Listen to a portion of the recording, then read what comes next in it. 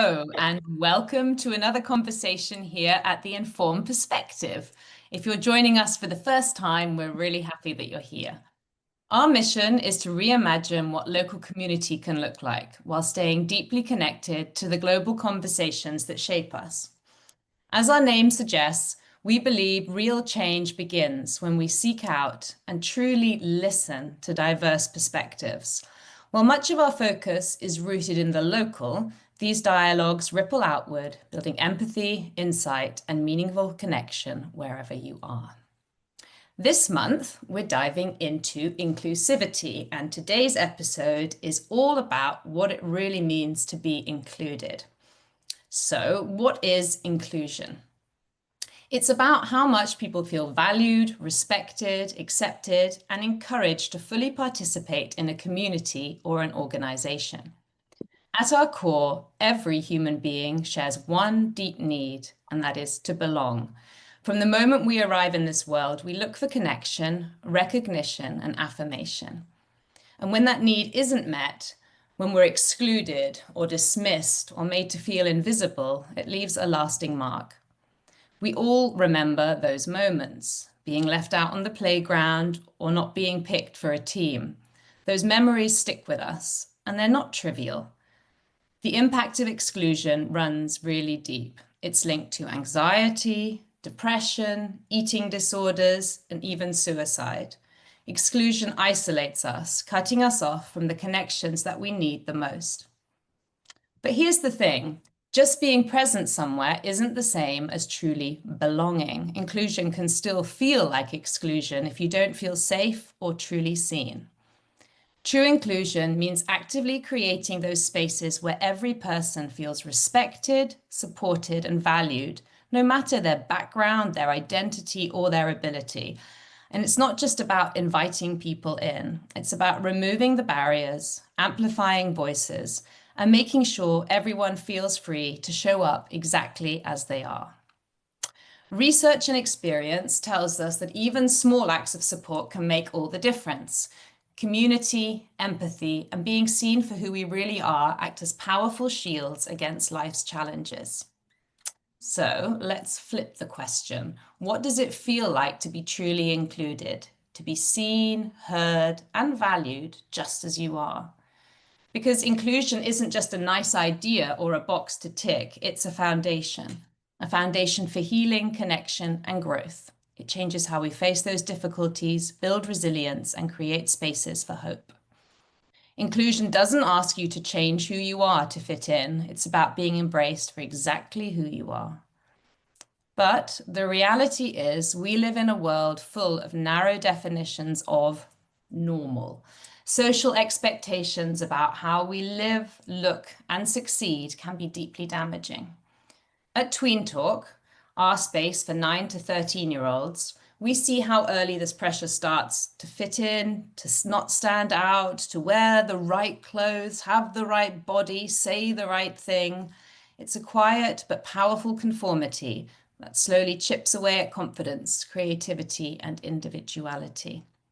We witness exclusion based on broad stereotypes, not only race, creed, or color, but also disability, social class, sexual orientation, neurodiversity, gender, and even age. Any kind of exclusion shrinks a young person's world, leading to fewer social connections, lower self-esteem, and less chance to thrive. And some people grow up feeling like they have to live with two identities. If you're bicultural or multiracial, you might feel caught even between cultures, trying to fit into both, but not fully belonging to either. Sometimes your appearance doesn't clearly show who you are, and people expect you to explain or choose a side. It can feel like constantly switching roles, and for those from minority backgrounds, there's often more pressure to adapt to the dominant culture, while the reverse rarely happens.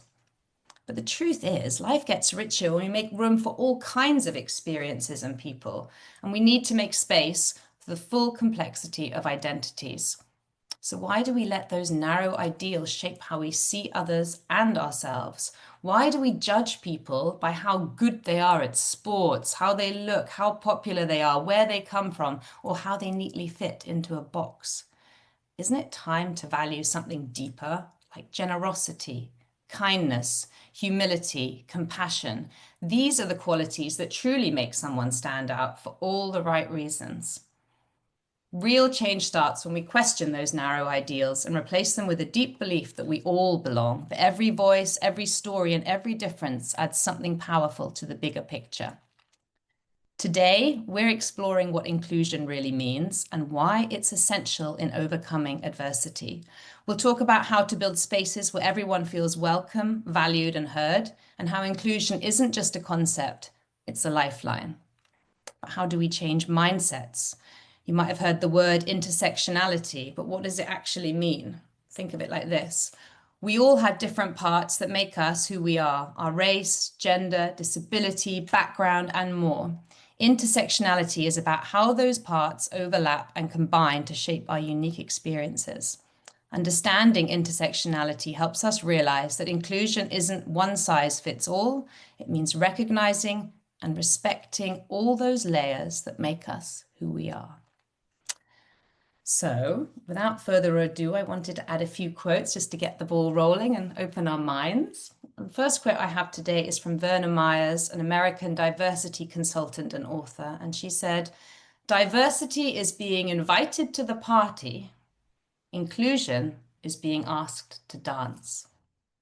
And Jesse Jackson, civil rights activist and politician, "Inclusion is not a matter of political correctness. It is the key to growth."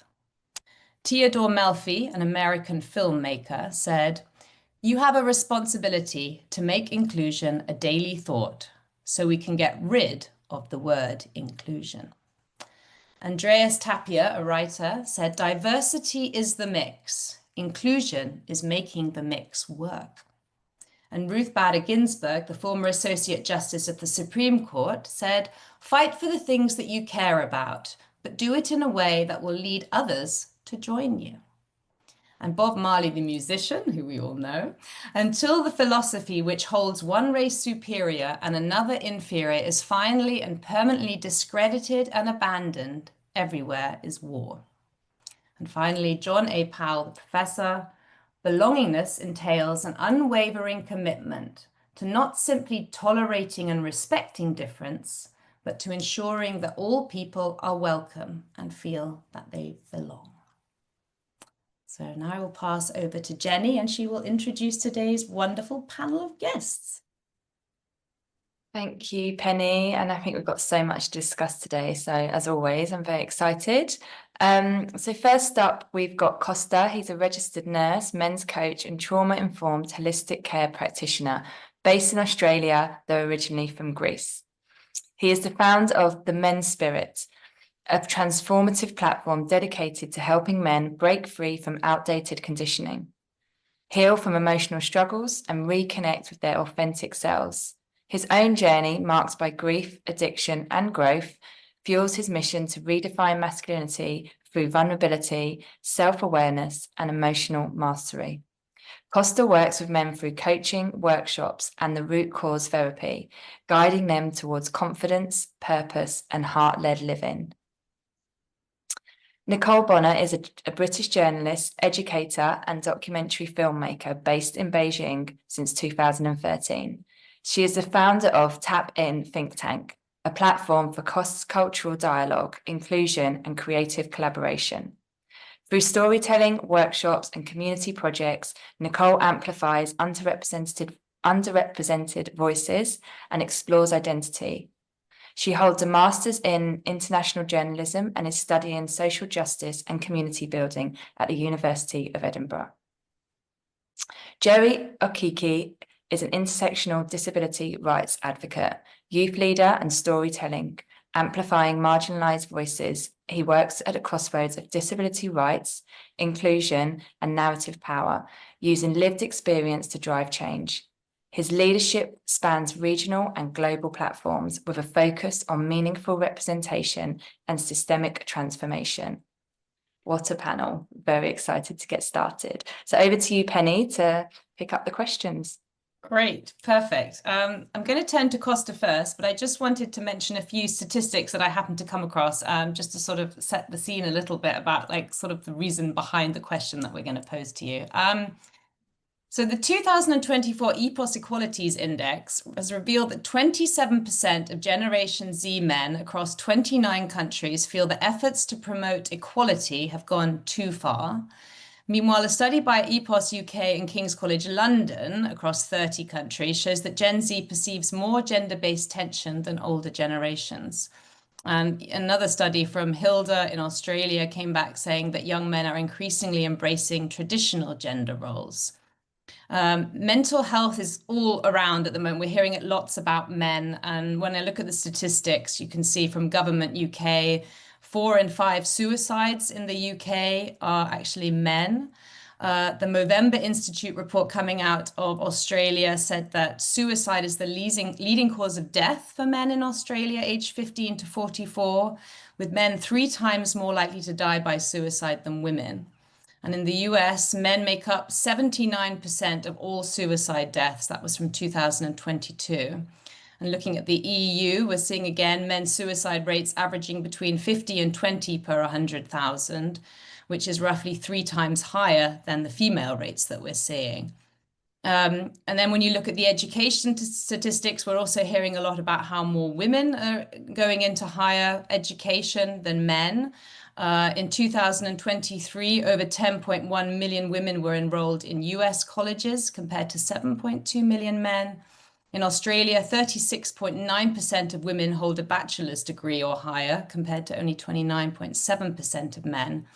And in the UK, during 2022 and 23, 53.6% of female pupils entered higher education by the age of 19 versus only 40.4% of male pupils, which is a gap of about 13.2 percentage points. So I've just wanted to put those sort of sobering numbers out there. And I think they do highlight some of those deep mental health and social challenges that men are coming up against today. However, Kosta, you are the expert. And I would like to know that, we're looking at this. We know that men are often socialized to toughen it up and suppress their emotions. I'm curious about that. How do you think that cultural conditioning affects men's sense of belonging in inclusive spaces? Thanks, Penny. I think it starts from a really early stage. And I was actually thinking, what are we teaching our boys?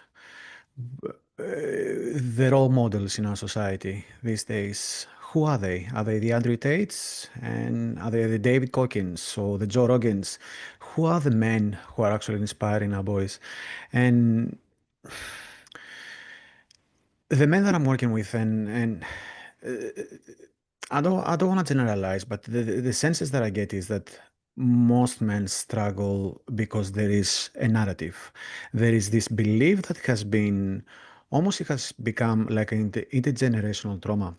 And they're carrying these beliefs that they have to toughen up, like you said before, and they're lacking that emotional resilience, and also emotional intelligence. And that starts from a really young age, from the way we teach our boys, saying, like, don't open up, don't cry, don't express your emotions. And then putting that in the context as well of education, you need to know what to do, you need to be the provider, the husband, the father. And that creates a lot of pressure. And there is all this suppression, the emotional suppression, which eventually leads up, whether it's going to be a mental health, whether it's going to be addictions, whether it's going to be domestic violence, lack of communication. Conflict is just this endless vicious cycle within our society. And obviously creating the inclusion is the first step, and having the inclusive communities and environments. But fundamentally, men are struggling to be part of these environments because they are the underlying triggers, the triggers of safety and the sense of belonging. What you said before as well, uh, even though there is the environment, the safe environment, they're lacking the ability to feel safe, whether it's because of their own limiting beliefs, whether it's going to be around shame, whether it's going to be around guilt, um, the societal conditioning as well, like we said before about the emotional suppression. So automatically there is that layer which prevents men from feeling that safety and truly belong to environment. So where do we start? It's really hard. It's really hard because we're talking about a narrative that's been embedded in our genetic information, really. So, and what I try to do personally, after my own personal experience, because I was that man, the man um, grown up traditionally as a Greek man, moved to Australia, liking a little bit of that sense of belonging, trying to be the father, trying to be the role model, and and I fell apart. And I fell apart. So looking inwards and in retrospective these days is I want to create a safe container for men. And I think it's really important for us men to feel able to open up. That there's more to life, besides the mortgage, the car, the football, that we can actually say, I'm having a really rough day today. I just want to cry. Or pick up the phone and call our mate and say, yeah, things are not going okay. I think this is the most important step. Just acknowledgement and awareness of our emotional struggles and open up. So, yeah.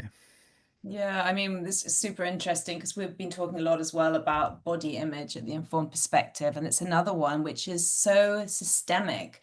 It goes so far back, and body image is the same for men, of course, as well. These expectations that society has like placed upon us, and we have that burden and we carry it, and we see the next generation coming up with exactly the same things because, of course, their role models to a point are the parents, and the parents haven't been able to shake it off in the meantime. So it's that continuity. And how do you change the narrative? Like, why are we burdened by these, you said shame and guilt, and we've spoken about that a lot as well. Why do we let ourselves be burdened by these things? What are we shaming ourselves for, right? How to open that conversation up. Exactly. It's really hard because even if we want to make a change, it's everywhere. It's everywhere. Like it feels quite personally, Moma, through my own experience, I felt quite isolated. When I was ready to have these conversations, I wasn't able because everything around me was telling me, "What are you doing? You need to follow the narrative. You can't be different. People where they won't like you, they won't accept you. You be the bad one, and it just reinforces that guilt and shame." So your emotional resilience has to be one level up to be able, and then that's where the belonging and the inclusion comes in because you need to have that supportive environment. And a lot of it's in the subconscious, right? We're not actually aware that we're carrying these things with us, and yet suddenly there'll be a moment and it'll come out, and there's a prejudice there, or there's a expectation there that we suddenly are imparting to someone else, and it's really not healthy. Um, I'm Exactly. I'm curious to know about sort of how inclusivity then works to help men open up and feel like they are in a safe place in the work that you're doing. I'll give you an example. So one of the things that I'm doing is online gatherings, and through the gatherings we'll have men sharing the journey, and we'll have one man just sort of 10-15 minutes just say whatever they want to say, whether it's the challenges, whether it's the wins, whatever is happening, and then we'll have the rest of the group just staying in silence, no judging, no fixing, no sort of trying to do anything, just being present.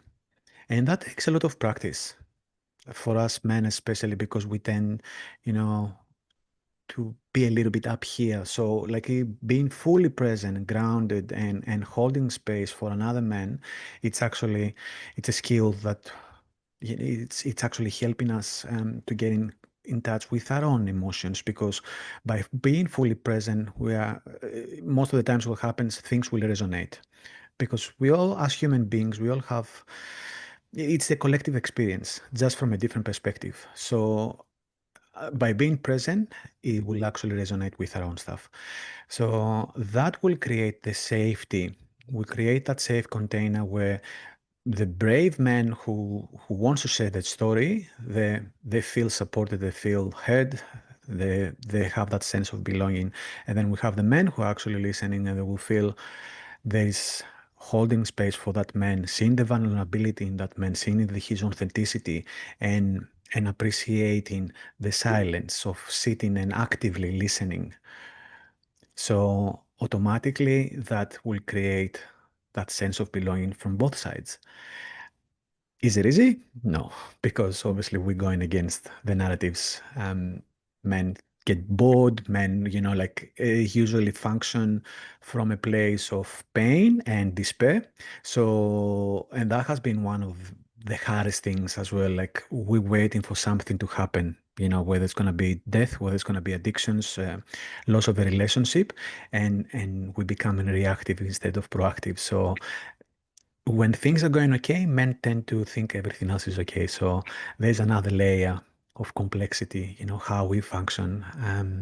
Yeah.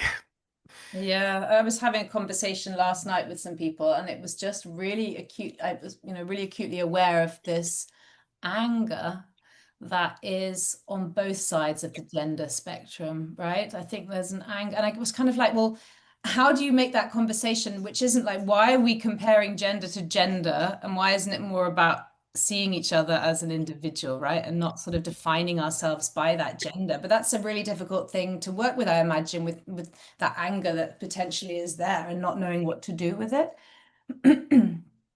There is an anger.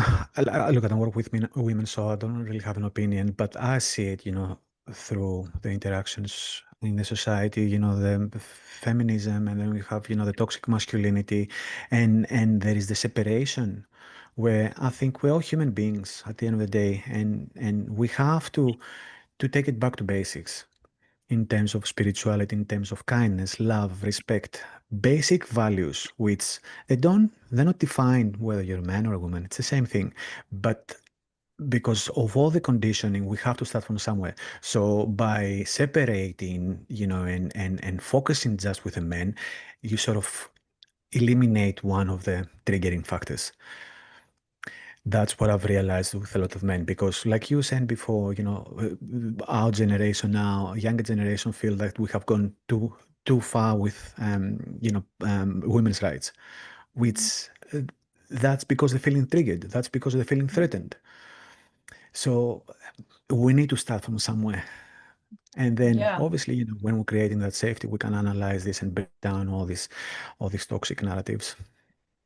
It's so wonderful to hear the perspectives that you're hearing and learning from, and to have that shared. And you mentioned it, Costa, the role models, or just even knowing that someone else is offering this type of online circle. I know there's women's circles, but for want of a better phrase, but that men do it, and you can sit there and you can be vulnerable. And as you were talking and alluding to it, reminded me of like this emotional honesty that people should be inspired to have. And when we touched on anger, it's a fact, it's an emotion. We all have it. It's a body's response, and it's how we perceive it and deal with it, and lots of feelings come from it. But actually, it's okay to be angry. I've run women's workshop and we just focused on anger, and actually you need anger sometimes to stand up for yourself, to express yourself, to put forward a point of justice. And it goes back to the shame. And I think it's to hear that there's this space that's being utilized where men can be honest and share. It's like that's where I think the true inspiration is. And you also mentioned about that they're triggered, that the gender equality has gone too far towards women, but now actually women, as Penny touched on in some of the statistics, are surpassing men. Now it's been fought for, and under other underrepresented groups. And one consideration I have is like, where do men who can't identify with a group that might represent them, where do they turn to? And I'm going to say this, and I mean this as it, but the like, for example, white straight men, where does that? And that's not saying, there's advocate for it, but there isn't necessarily somewhere they can turn to, or and there's these stereotypes and ingrained beliefs that are coming through, and I think that identification. So it's so great to hear the work you're doing, and I hope any man or anyone listening, you know, knows that something like that exists, if we can trigger a little bit of inspiration to look for it or search for it, because until you know it's there, you don't know what you're looking for. And Thank you so much. I'm still really consciously aware that we're having a lot in the media of conversations about gender at the moment, and you know, men and women and whatever, and yet this is only like the surface of it, and there's a huge proportion of the world who are not having these conversations yet. So it seems like there's so much more work to be done. And you know, you feel like you might read an article and you might feel, oh, you know, we're getting there, or at least we're beginning these conversations. But in many places, these conversations haven't even started yet. I think that's really important. And one thing I just wanted to address at the top of this, and we're so glad to have you here, Kosta and Jerry, but we didn't struggle for a while, but Penny found that naturally our podcasts were coming together and it was very female orientated. Women typically engage a bit more with our outreach. Maybe we are a bit biased, and we don't mean to be, but naturally.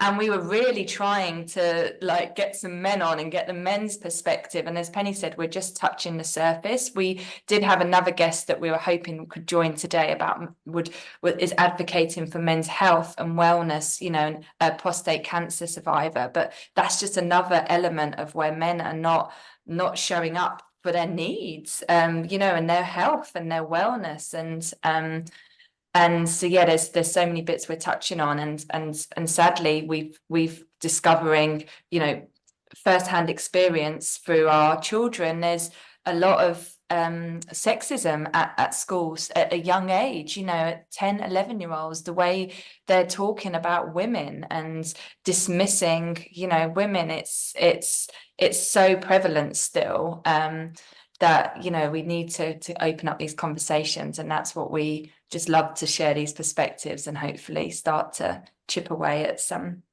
topics. I just want to speak to that issue as well, actually, because with Tap-In's work that we do, we have found that we've drawn a heavily female crowd. And it's not, well, I hope it's not intentional. It's not been intentional on my part, but we have found that our audience, our attendees to our workshops, our focus groups, all our gatherings, whether it be, and it could be any kind of topic, whether it be race equality, whether it be intersectionality, code switching, masking, identity-based harm, we found that majority of people in the room were women. And I've tried to be really intentional about it, even across the years, with producing some documentaries about identity, about gender, and getting male participants has been one of the biggest struggles.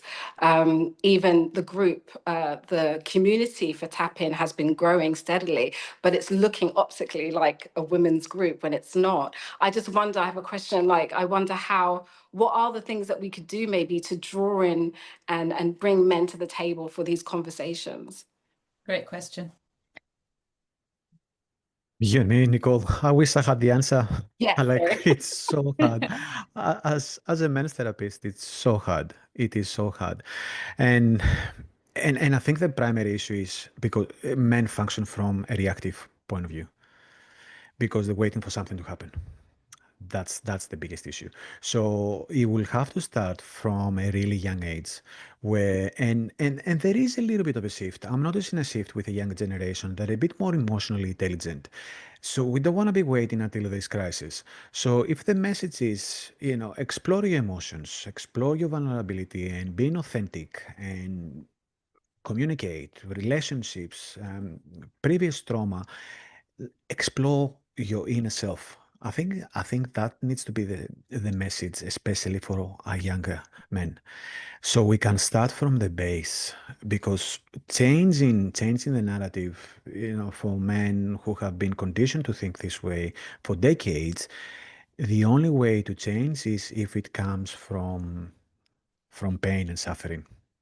That's unfortunately that's the reality. That's the reality. Or at least, you know, that's my understanding from my experience with the men that I'm working. But yeah, if we can change the approach into a bit more proactive, and yeah, I think we'll have a significant impact. Like in terms of all the social levels and all the issues that we face in our society. It will change significantly. And that's What about, sorry. Go for it, Nicole.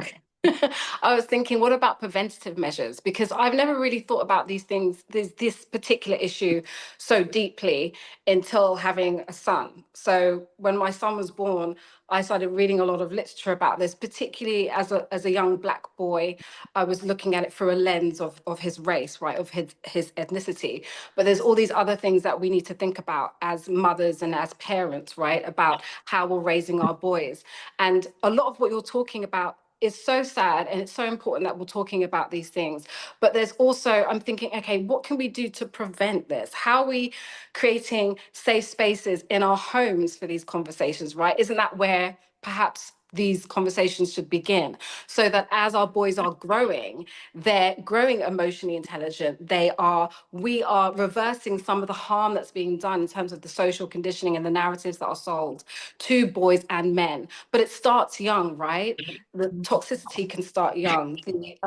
The burdening, the feeling like, that you cannot express emotions. One thing in my household, we've always told Lux, my son, it's okay to cry. We say boys don't cry, or girls do this and boys don't do this. So we start with the little things like language, right? How can we change the language in our homes to represent a better, more inclusive and, just a better way of talking to our boys so that they can grow up with a sense of self. So are there what preventive measures have you thought about or read about or are using yourself? I agree completely with the small things, starting within the family. Obviously, the language, obviously setting the example, and being an active role model. Then, if we're going to take it in the societal and educational sort of level, I think education needs to focus a little bit around masculinity and teach actively what is masculinity, because it has a negative connotation, especially over the last few years. With people like Andrew Tate influencing what masculine men sort of supposed to look. We need to change that. So whether it's going to be through workshops and working with our boys so we can demystify that, and then on a societal level we need to remove the stigma as well around mental health, because again that's another layer that creates a bit of an issue, because men, especially around depression, anxiety, stress, there is this stigma, and men are not reaching out for help because they will create the guilt, the shame that our society has created. So it's a multifaceted approach and multidisciplinary approach. So, but as a father, what I can say is we need to start from setting the example at home. That's the most important thing. That's Yeah, the biggest influence. I think that's right. But I still think at the same time, it feels like we've known this stuff. Like our generation, I feel, are more demonstrative than my parents. We are more open. We talk about things. We're more accepting. That's how I feel society should be, and how I think we should be at that point, that we're producing perfect men already. But somehow it's not. And that goes back again to that body image thing again. We should have got rid of these things about skinny is happiness years ago, because we had those conversations 20 years ago, and we've had all that time. And yet I feel like we're still there. We're still at the beginning and nothing's changed, although we have that information. I think just to chip in there quickly, I think as well it's so embedded through commercialization as well and marketing. You just look at a poster of a man and the model, and that's what a man should look like. They're always going to have women are more okay, I'm making a sweeping statement here, I don't know this for a fact, but there's more representation now in marketing of women, in terms of size. I don't really see that with men. And you look, and I think about what even my husband would think, what's he looking at and getting, these, he thinks he should look like. And then I think of my son, who's already sadly, but 6-year-old, is body conscious because of comments that have been made, but because of how he sees himself compared to his peers. And I think it's so deep rooted. That's where I think, and that's where to Kosta, your point is, we have to, in the home or as individuals, be aware of that so that we can have the powerful language and education in a home setting that challenges that. That's a man who's, looking his best to sell this product to, you know, and that's He's not airbrushed. that exactly. He's airbrushed. You know, I haven't, until I sort of said it, but I haven't really, it's still represented as for men as like that. Thank you. And if we add in the equation AI as well, like, can you Yeah. imagine where the social media thing is Oh my gonna go? God. Like, it's just like everything will feel fake. And I think that's Yeah. very important again for us men is that connection, you know, like because the information is there. Like even for young boys, like everything is there. The information is there. It's that human connection, taking it back to the basics. And I like to bring spirituality a little bit, not in sort of, you know, in a hippie sort of kind of way, but just kindness, love. Whether it's going to be a little bit of meditation or just taking a breath or grounding ourselves, that has a massive, massive effect instead of picking up the phone and taking, you know, and scrolling endlessly, taking reels. It will make a massive difference as well. Yeah. Thank you so much, Kosta. We'll come back to you, no doubt, at the end. I'm going to move on to Nicole now, if that's okay. Nicole, a lot of the work that you're doing is about allyship, so showing up for people who are facing discrimination or marginalization. This is a role that you see that supporting people, giving them the resources, the tools, the support to stand up, speak up, and be helped. Being an ally, it's about listening, I guess, and learning, and in your case, using your privilege to amplify these voices that go unheard.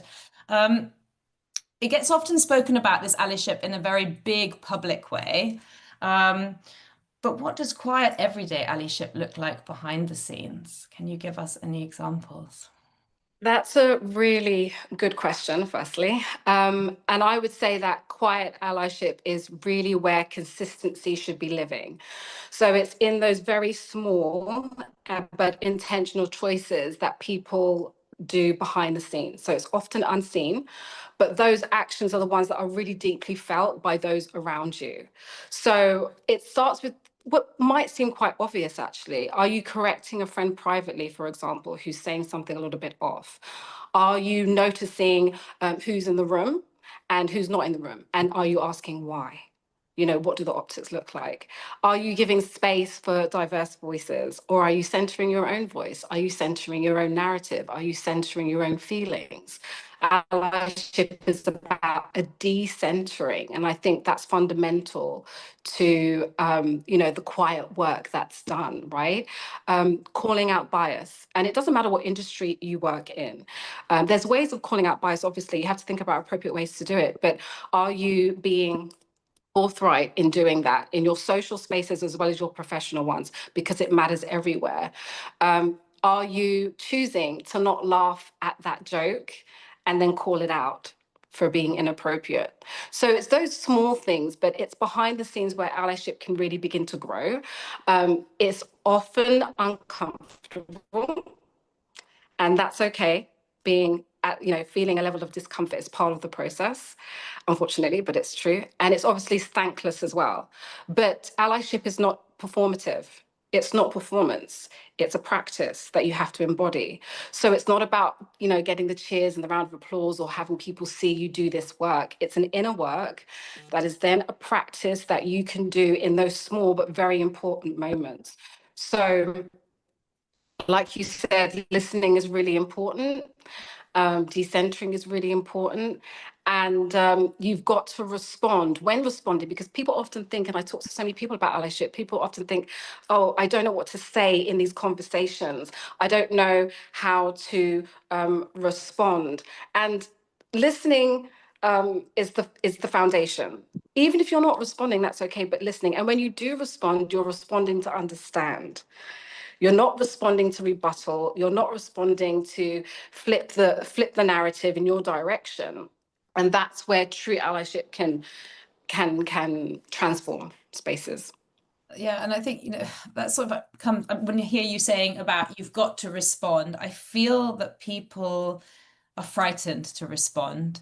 And I think you said, standing up and going, no, that's not right, what you just said or what you just did. There is an inherent, I think it's also been accelerated because of online and social media and everything, because you have that fear that anything that you might say, even if you think it's coming from a good place, might be manipulated and used and in another way. And actually, it's actually safer just to hold off and not say anything. And yet there's also a danger in that if nobody speaks up anymore, then what happens? So how would you encourage somebody who wants to be an ally but is afraid of getting it wrong? How do we show up even when it is uncomfortable? Do you have some tips? Yeah, again, you know, when you think about showing up, you've got to be ready for levels of discomfort. You have to embrace the fact that being uncomfortable is going to be a part of the process. And in fact, when you're in that mix, when you're in that moment of it sometimes can feel a bit of a tug of war, right, in those conversations, right? Because we're coming from different places, different walks of life, different backgrounds. But actually, it's in that discomfort that shift and transformation can happen. So you've got to watch out for those signs. If you're feeling, you know, a little bit tense, if you're questioning yourself a little bit, if there's an inner dialogue going on, or there's a level of you know, the light bulb, you know, the light switch turning on, that is when the shift happens. That's when the real work begins. So it's about being courageous. You've got to have courageous conversations, right? You've got to have the courage and think about neglecting or just rejecting the idea of I need to be comfortable right now. So it is it's, you know, caring to confront and foregoing comfort in order to have those real conversations, start the real work. You've got to ask awkward questions. Sometimes listening becomes awkward as well. And it's not about defending, because often people, I've spoken to many allies who say, you know, Nicole, when I come into the spaces that you're creating, I'm unsure whether I can speak up, whether I can say anything. There might be a level of guilt. And it's not about guilt, right? It's about acknowledgement. Are you, in a way, able to think about how you're a beneficiary of racism? Are you able to think about the ways you're a beneficiary of systems of oppression? You have to understand that those foundations, right? If you understand systemically how oppression works, you're in a much better position to be a part of the conversation. And that level of discomfort can wane slightly when you are clued up. And it's not about having the right words. It's not about knowing all the terminology or any of that. Although I do recommend learning and educating yourself on concepts, but that is not a necessity. It's not a requirement to be a part of the conversation. So it's about, again, leaning into a level of discomfort that maybe you're not used to, actively engaging and listening, being okay with awkward questions, and allowing that shift to happen in that level of discomfort. What is one really good example, Nicole, of where you've seen allyship work really well in the work that you're doing through Tap In or in your filmmaking? Is there anything that's led to any real action or tangible change that you've seen? Yeah, it's been quite incredible, actually. So we're running a number of workshops. So we have a flagship workshop for Race Equality Matters. And we also have an I Come From series, which is about going beyond borders. Because often when people think about identity, often when people think about intersectionality even, and those components of who we are, people always think about, you know, geographically where they're from. And culture obviously plays a major part in who we are. But to think about who we are as individuals and who we are as part of a community beyond those borders is really fundamental. And that's where I'm really interested to hear about the storytelling aspect from both of the other panelists as well, because storytelling has been a really big part of that shift in people being able to understand each other. So, for example, in our REM workshops, our race equality workshops, we start with the basics. We define what is intersectionality, what is code switching, what is masking, what does it look like, how does it manifest in spaces? And then you begin to see people in the room like nodding, okay, yeah, this is my lived experience. Then they begin to share. The storytelling component is actually very important, fundamental to this cross-cultural understanding of each other, because we are the sum of our stories. That's who we are. That's what shapes us. And so when you're able to share those things and people listen in, it's not a kumbaya, like, oh, we're all the same, because, you know, actually, no, we're all different, and that's great. But there are connections that can be made when we share our stories. You know, I come from the streets of London. I come from, you know, we were using, you know, senses, smells, and you know, patterns or textures to talk about ways of how we identify and who we are.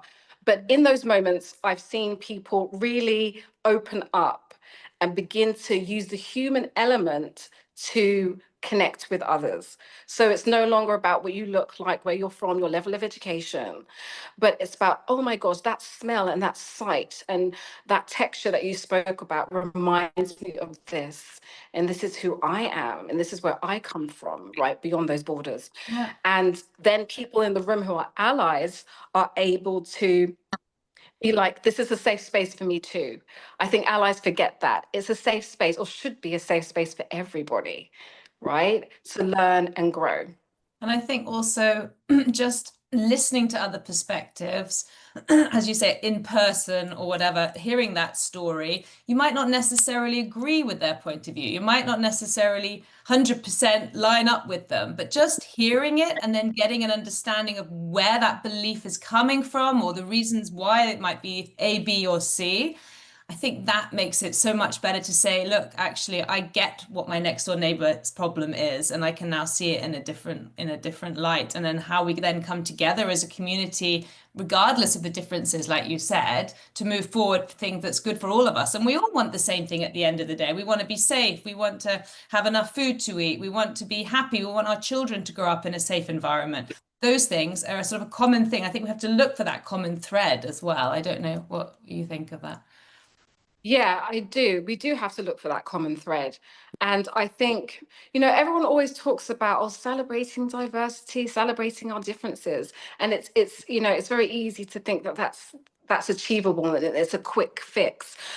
People really do struggle in that area of celebrating diversity, but it is about finding that common thread in the middle of all our stories, all our experiences, whether it's connected to trauma, pain, triumph, challenge. If we focus on those kind of conceptual understandings when we talk about self, that's where you can start bridging, right? That's when that thread becomes visible to everybody, because we all feel pain. We all suffer at some point in our lives. We all might be struggling as parents. We might, grief of all kinds, whether it be a death or loss of youth or, getting older. All those kinds of things really is a connector. They're connectors. And so there's multiple threads, right, that more mirrors to each other. We can become more mirrors to each other than not. So it's about finding that thread, but also respecting and embracing what separates us. It's okay that we're different. One of my co-collaborators is a white cis Scottish woman, and we've been collaborating together and doing these workshops together. And obviously, it's wonderful for people to see us working together and doing it. But one of the things that we spoke about before we started co-collaborating is the idea that you are you, I am me.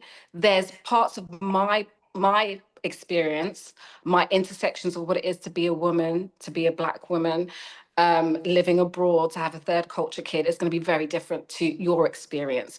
And it's about acknowledging that. We have to acknowledge it. Yes, we find that thread, right? But we acknowledge those differences, and it's okay. It's not something that divides us. It's okay that we're different and we can still come together.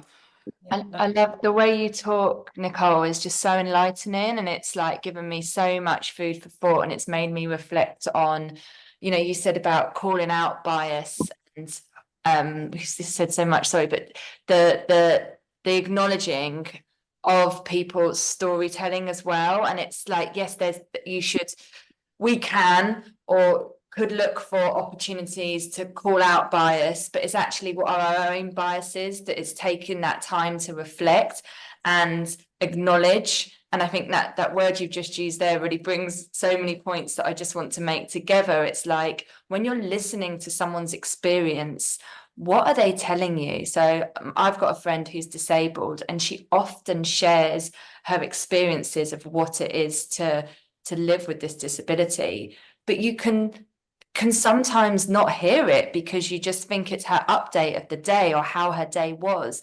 A really good example is she works for the UK government and in comms, and she was on a team about disability, representation, or a meeting, let's say. I haven't got the details completely right, but the meeting was held in the tower of an old building that only had steps that you could get up there.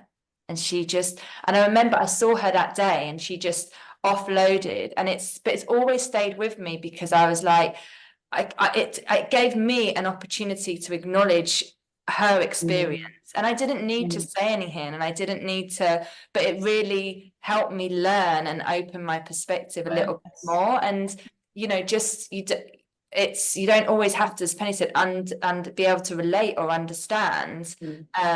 But and then also my own biases. I've try and spend time thinking, what do I think when I see certain people, and have I got, how do I understand my white privilege as well, and how does that, and it is uncomfortable, and sometimes you don't know the answers, but if I think what to any listeners is like, if you just bring that, any questions you might have to the top of your mind, and you about your life with that little door potentially open, and you can start to take some other perspectives in. So it's honestly wonderful to hear you speak. I can't wait for the transcript, because I feel like I'm going to go back and notes on all the but also just widen your mind, right? As you said, Jenny, like opening it up to what that means. And when you have your opinions in life and what you think, the route that you're going, and then you hear the story from someone else, and then you're like, well, actually, and then your own behavior and your own beliefs start to change.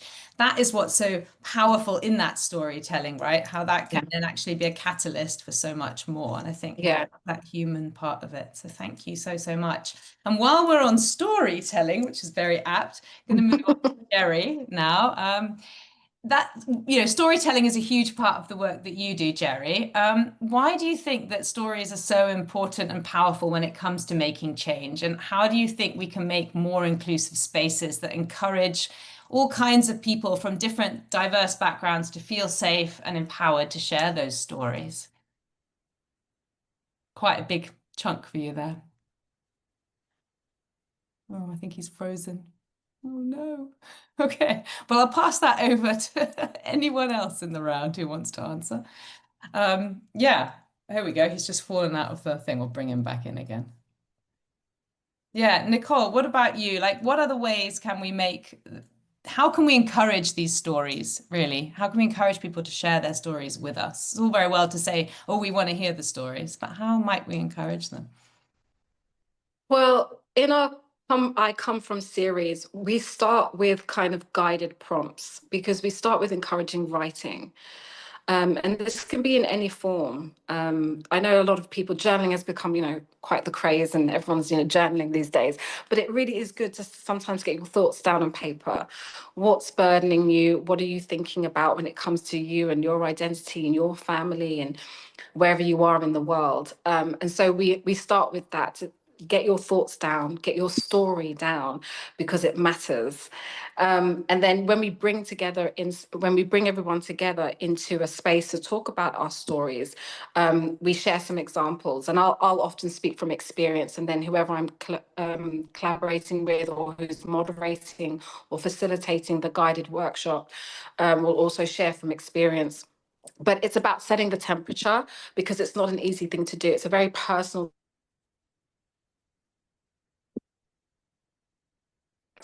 Emotionally, you have to create psychological safety for sharing your story. Yeah, I think that's really important. So it's sort of the small steps, isn't it, really? Yeah. And then feeling more comfortable in that environment to be able to share more over time. Jerry, can you tell us a little bit about your background and how you've come to get active in the inclusivity space? Hi, can you hear me? Yes.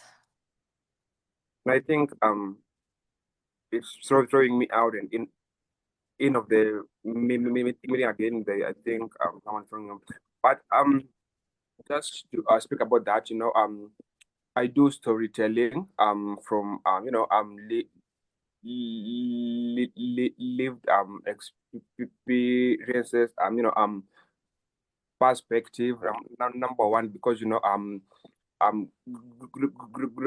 growing up as a young boy who stammers, I'm still in my early 20s, yeah. So growing up as a young boy who stammered and who felt different, and we were speaking about mental health in boys and all that.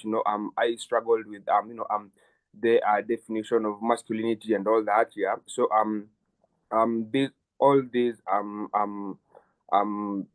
differences. I felt like I was out of space because I was often spoken over. I was misunderstood. I faced a lot of stigma, misunderstandings, and all that. And I was simply silenced because of who I am and how I spoke. Yeah. So um um I took the world, as someone who doesn't really belong. And I often did writing a lot, so I used to document a lot about what's happening to me on a daily. And through that lens, I was allowed to take the world that's so me broken, and I turned it into a mirror. The aspect of reflection of strength, resilience, and I'll use the word radical, honestly, because I really wanted to tell the world who I am, where I come from, and all that. Yeah. So um you can question a lot of things, but a story, it is hard to look someone in the eye as they share their story and as they tell their truth, and just remain unchanged and be like, that's not who you are, because storytelling humanizes us. And the power of a story is that it disarms someone, and it just invites people around you to make transformation, because everyone feels safe enough. If someone feels safe enough tell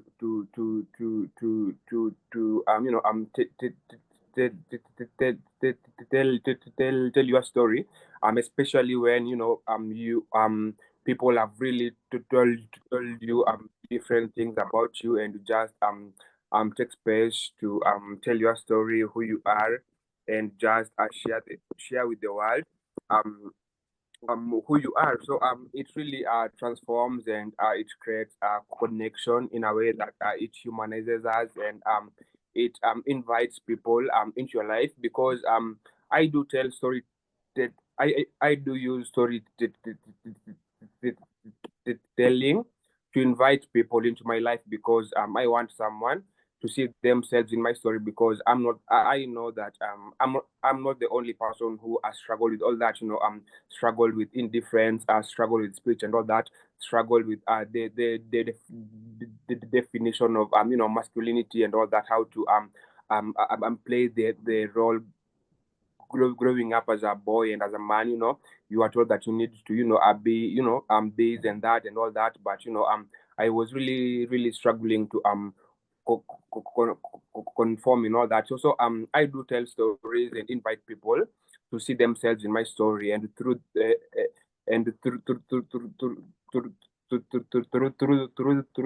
it creates like a kind of connection with someone, because people will see themselves in a story. A lot of people have been inspired with my story, because I've embraced who I am, the discomforts, the comforts, the beautiful parts, the messy parts, yeah. So that's where change happens, when people are allowed, people like me are allowed to show up, not as inspirations and all that, but as whole complicated human beings. Yeah. That makes me so sad, though, that you're talking about like people like me being allowed, and you were talking about the struggling to conform. I just feel like these are all the things that where's that coming from? And it's so sad that you've had to, experience that, and yet you've turned that around, and you help other people who are disadvantaged, and you do that. Where do you get the strength to do that? I mean, I think it's incredible. How has it helped you on your journey? No, I mean, like Penny, it's very hard to be vulnerable and put yourself out there for people to like see you and see your story, your upbringing and all that. But the where I find the strength is that as a young boy and all that, I really never had anyone to look up to, anyone to mentor me and all that, so I was like, if this is happening to me, how many other people are going through the same thing and all that, but I felt like as a coach says, you should be the change you want to see in the world. So I decided, why can't I be that change, be vulnerable enough, share my story, share my pieces, share my my experiences, so that that young person can can really see that I'm not alone. There are people who are like me, and I can grow up to be the person I always wanted to be, because um it is hard, it is very it is easy to have a dream, but it is very hard to live that dream when you haven't seen anyone like you in the space. So I was like, why can that be that someone whom people can look up to and be like, if that's Jerry, then I can also be that person whom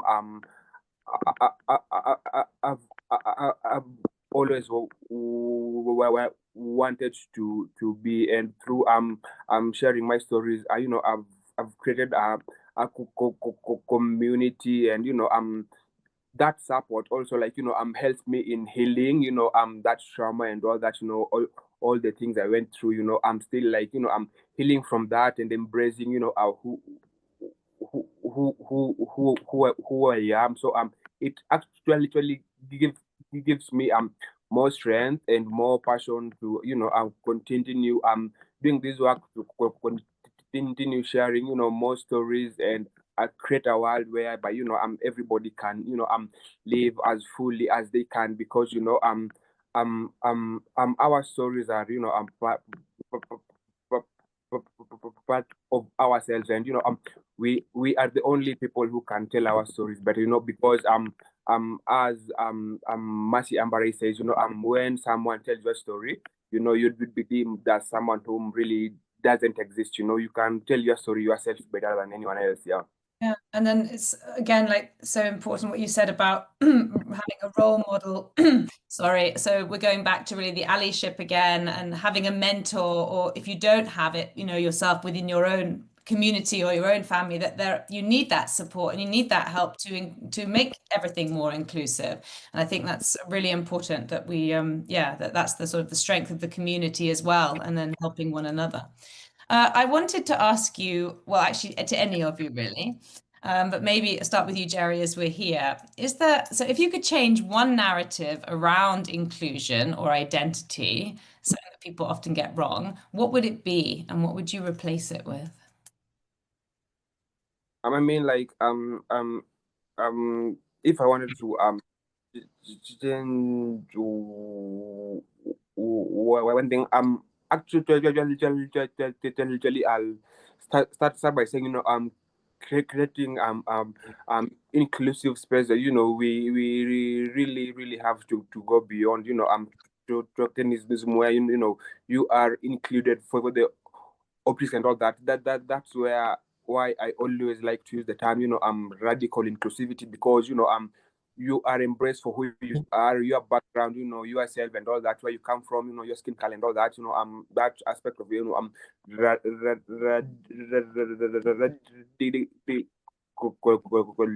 inclusion. And I stop demanding that people shrink them themselves into to fit frameworks that were never meant for them. So the thing I will change is that the aspect of inclusion, it shouldn't be seasonal, in the aspect of like it comes once after a while and all that, it it must be very, very, very um um um um um um um um, um instructional in the sense that everyone can show up as their true self. And I always advocate for everybody are reclaiming back their our own and narratives to the systems that dismember, dehumanize, and the demean, and the other some people that those are them and these are us. We should live with the aspect of Ubuntu actually, because I am, because we are all humans, and we are inter connected with our aspect of humanity. Yeah. Yeah. So I always lean much on the philosophy of Ubuntu. Yeah. You're an inspirational role model, Jerry. So, Yeah. and you're, from what I'm taking away from, hearing you talk is the power of listening as well. And this storytelling, I often think, from my English studies days of, storytelling is creative, but actually it's what we're hearing today. It's these lived experiences and people's experiences and what story they're trying to tell, and how you can acknowledge that, to Nicole's point, or relate to it or learn from it. And that's the real power. So it's been a real privilege to hear from you. Yeah. So basically around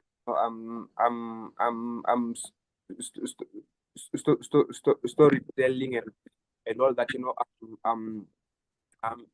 it gives room for people to really relate with, with you, and they'll see we are all human, and when I tell my story, Costa, Nicole, Penny, and Jen, all of us will relate to that. And when I speak about my younger self, 10 years ago, when I was 13 and all that, I always wanted, to change things about myself, and right now I speak about, I really wasn't meant to, change those things about myself, because that was who I am. So if another young person, or like me speaking to that younger version of me, I'll speak to a lot of people who are young, and they'll feel like I really don't have a problem. The society that stigmatizes me, the society that have attitude towards me and all that is the problem. So the problem wasn't with my younger self, but the problem was with the with how the society made me feel about that self of mine. So I speak about that a lot, and I try to reflect and speak to my younger self and all that, and it brings more healing and all that. Yeah. Equally, if you hadn't spoken up, then that narrative wouldn't even be started. So people aren't even thinking about it. So it's again another story being told, which again is opening up so much more to think about and to think where we are on the spectrum. So thank you, really, really appreciate that. Nicole, I wanted to just ask you the same question, actually, back to what you think, if you could change one thing, the narrative around inclusion or identity, what would it be, and what would you replace it with? I think discussions around inclusion have become very intellectualized. And I think that if we do away with some of the buzzwords and some of the language, we have to get back to the basics of what inclusion is truly about. And I think it's Ta-Nehisi Coates who talks about the act of discrimination, or being a victim of discrimination, or being the victim of exclusion, that those things are visceral experiences. And I think when we over-intellectualize conversations around race, gender, identity, whatever the case may be, that it becomes this very kind of stoic way of addressing real problems that affect real people in very visceral ways, in very real, tangible ways. And so if we just put that, all the language, all the rhetoric, all the, you know, special nice words that we use, and just think about people, just think about individuals, think about the human element, who we are, you know, behind closed doors and how others are.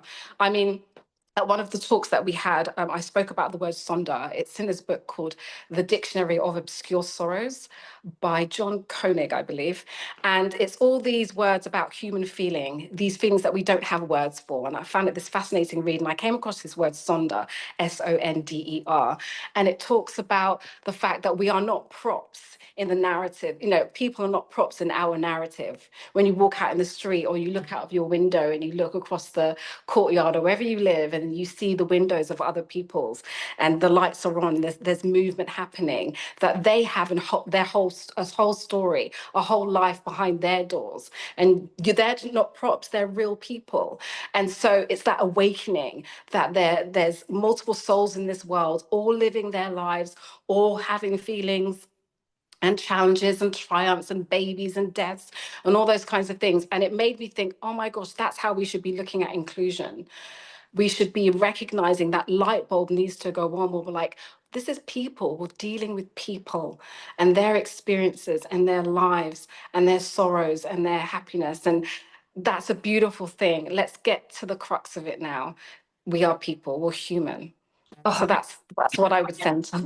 I'm so glad you introduced that to me, because I often think that when I'm like going through my own little stresses of the day, or I'm in my head about, oh, that was a disaster that the shoes were left outside and got wet. And then I look at someone else and I'm like, oh yeah, there's like, yeah. And then I think I'm just looking at these people here, and then there's people all across the world, and then oh my gosh, everyone's living their own crazy days, busy days, like what the difference is. I often think that, so I'm going to look more into that, because as I'm saying, glad you introduced it, because it's really important to get that perspective. You put take yourself out of the picture and put your back in that huge, enormous picture of the world we're in, the universe. Absolutely. And Kosta, to you? I think Jerry and Nicole summed it up. We're human beings. We're really human beings. And there was one of the quotes that you mentioned, Penny, at the start. I think you saying something along the lines, inclusivity, it's not going to be an issue when we stop talking about it. And I think that sums it up. Like we need to normalize it. Like we need, if there was something that we could do is create the connection, so this is not an issue anymore. So we're gonna be, it becomes a value for us that we are all human beings, and we need to treat each other with kindness and love, and we need to find a way to stop looking through the masks and the filters that we have been conditioned, whether it's race, religion, anything, disabilities, anything really, that at the end of the day just creates the polarity. And if we can change this somehow and see us as the collective, as the one, then automatically inclusivity is not an issue. So much. So just to conclude, as we already threatened at the beginning, we have a tween for you. So whoever would like to start can dive in. But the question from our tweens today was, why do some people act like being different is a bad thing? And how do we help others see the differences are good? You want to volunteer to jump in? Yeah. I would, I would say that, I'm fast, I would start. Well, I would want to, start by all that say that, I'm different. Difference, is a chance to stand out, to stand up, and to, make a difference.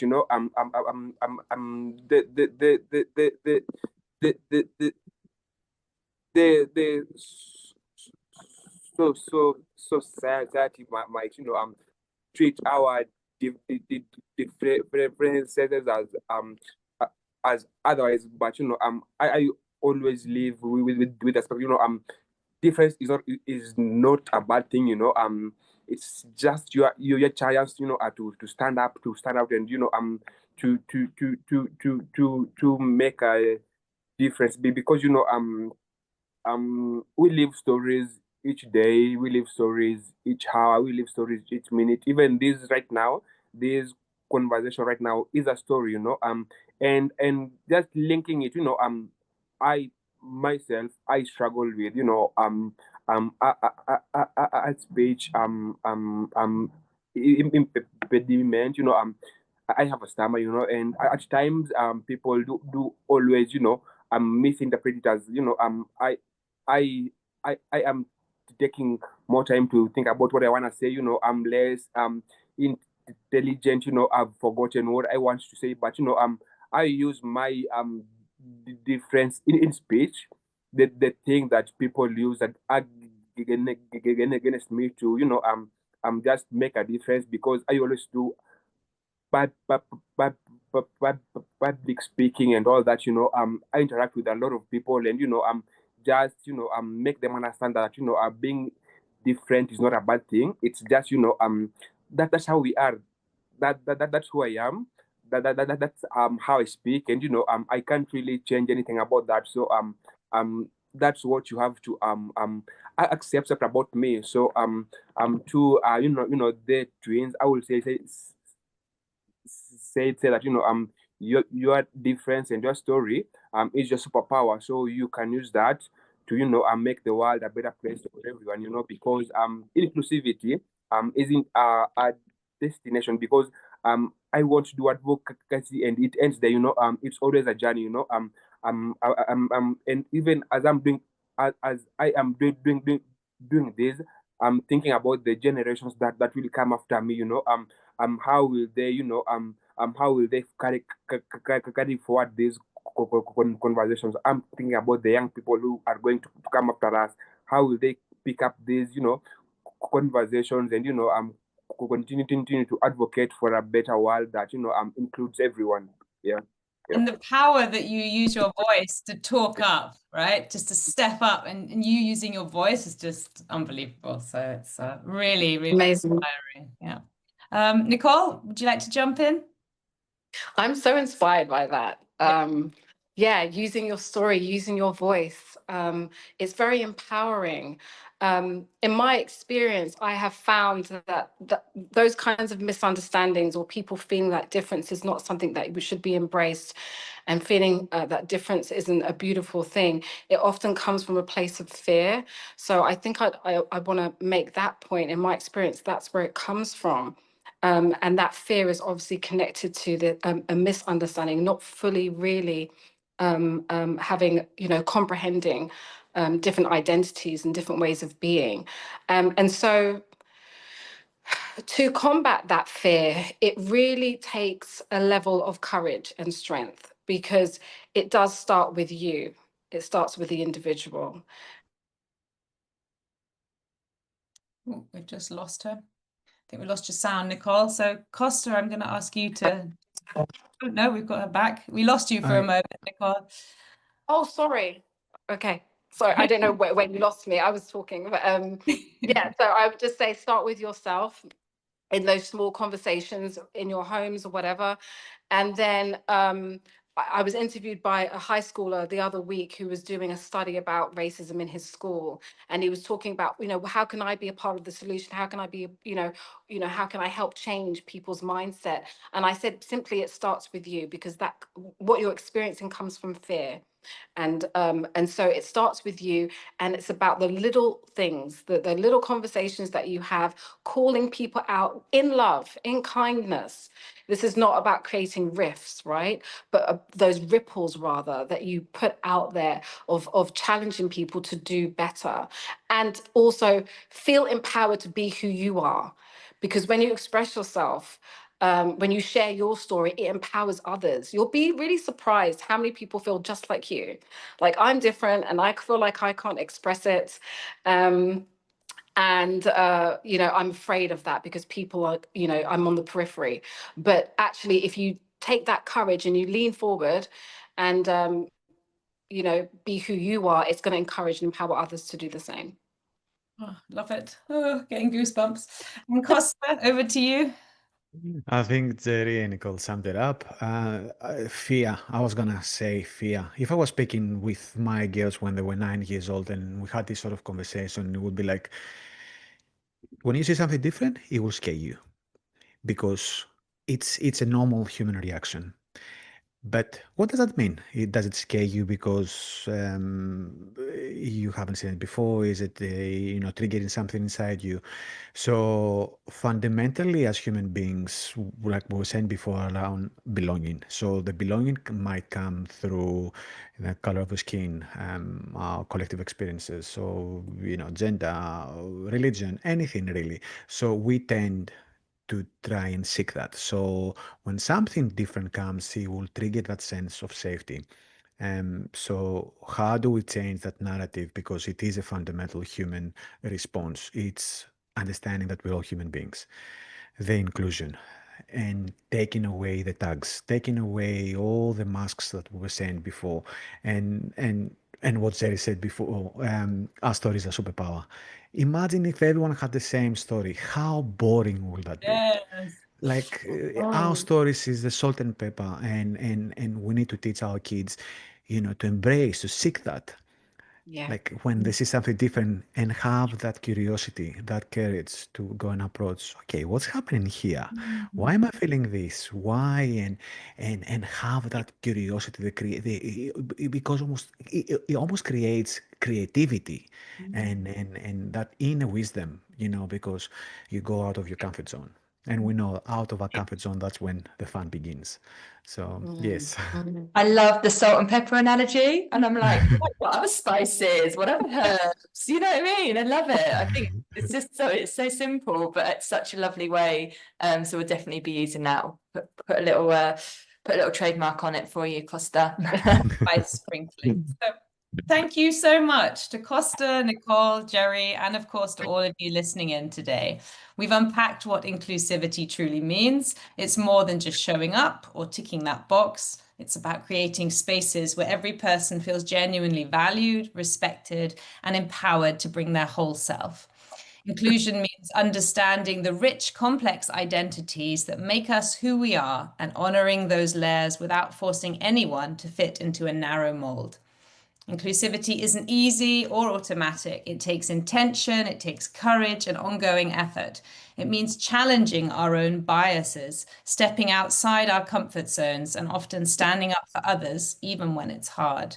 It requires both individual and systemic change, from how we listen and communicate in everyday interactions to how organizations and societies design policies and cultures. One powerful way to foster belonging is through community engagement, whether it's volunteering, joining social groups, or participating in local activities. These connections offer us purpose, growth, and meaningful relationships. They remind us we're not alone and that our stories, our experiences, and our voices matter. If today's conversation has resonated with you, we encourage you to get involved and help build a more inclusive world. Sometimes all it takes is an hour, whether it's lending an ear to someone's experience, volunteering locally, simply reaching out to someone who might be feeling alone. These small acts can spark meaningful change and spread a sense of connection and care. We encourage you to use the hashtag #JustGiveAnHour to share your experiences, inspire others, and connect with those working to make communities safer and more welcoming for everyone. Together, small acts of care and courage become the safety nets people need when facing life's toughest challenges. Remember, inclusivity is not about changing who you are to fit in. It's about building a world where everyone is embraced for exactly who they are, where diversity is celebrated and belonging is the foundation for healing, growth, and hope. Thank you for tuning in today and sharing this space with us. Let's keep working to lift each other up, celebrate our unique stories, and make inclusion something we live every single day. Remember, when we all belong, we all thrive. Take care of yourselves and each other.